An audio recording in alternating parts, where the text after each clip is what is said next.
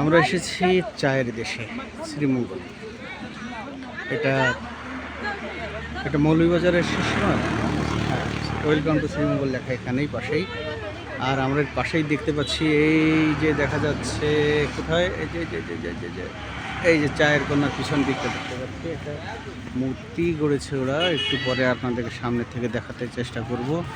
আর এখানে পিছনে এদিকে এই যে পাশে একটা টিলা, এই পাশে এই পাশে একটা টিলা, হ্যাঁ, এই যে এই পাশে, এই যে এদিকে পিছনটাই দেখেন, এই যে ওপাশে রাস্তার ওপাশে আবার টিলা, হ্যাঁ, চতুর্দিকে পাহাড়, হ্যাঁ, ত্রিমুখী পাহাড়। ওই যে চতুর্দিকে টিলার জন্যই এখানে মানুষ আসে, দেখতে আসে।